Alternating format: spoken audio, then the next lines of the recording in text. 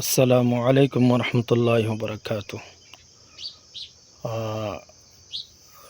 সম্মানিত ভিউয়ার্স, যে যেখান থেকে দেখছেন, যে যেখানে আছেন, আশা করি ভালো আছেন। আলহামদুলিল্লাহ, আমিও ভালো আছি। এটা একটা আমার ছোট্ট একটা বাগান। তো আরব দেশে আলহামদুলিল্লাহ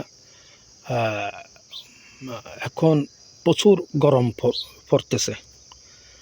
তো গরম 45 ডিগ্রি 46 ডিগ্রি এখন চলতেছে।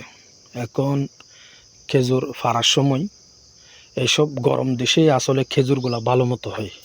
আমি আগে বুঝতাম না এখানে কেন খেজুরগুলা এরকম হয়। আমাদের দেশে সৌদিয়ার থেকে, পাকিস্তান থেকে, ইরাক থেকে, ইরান থেকে, বিভিন্ন দেশ থেকে খেজুর আসে।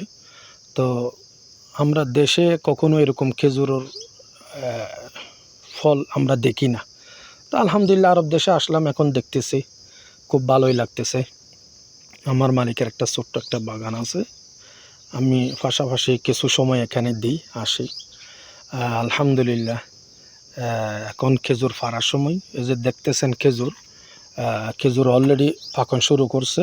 এগুলা এই যে দেখতেছেন, এই যে এটা এরকম, এগুলো সব এখন আসলে এখানে খেজুরের স্টেপ বাই স্টেপ অনেক যত্ন নিতে হয়। এগুলার একটা ধাপে ধাপে খেজুরের কিছু কি আছে কাজ থাকে, এগুলো করলে খেজুরগুলো আসলে এরকম হয়। তো এদের জন্য পোশাক কিনলাম, এই খেজুরের পোশাক। এটা আসলে এটা দেওয়ার কারণ হচ্ছে কি, অনেক সেফটি। এটা বিভিন্ন ফাঁকি আসিয়ারে খেজুর খেয়ে ফেলে। এই যে দেখছেন এখানে হয়তো দেখা যাচ্ছে এগুলা ফাঁকি অথবা কোনো পোকামাকড় আসিয়ারে কী করে, খেজুর খোলা থাকলে এইগুলা খেয়ে ফেলে।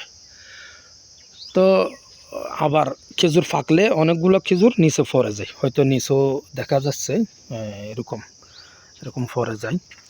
তো আলহামদুলিল্লাহ এখন পোশাক ফরাইতেছি, পোশাক কিনলাম। এই যে দেখেন পোশাক, এই যে পোশাক ফরাইলাম কিছু খেজুরের।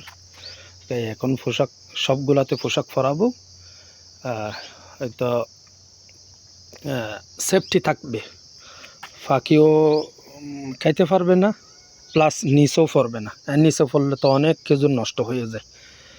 তো এই জন্য এখন পোশাক পরাইতেছি। তো জানাবেন আপনারা আমার খেজুরের অবস্থা কি, সবাই কমেন্টস করে জানাবেন। এবং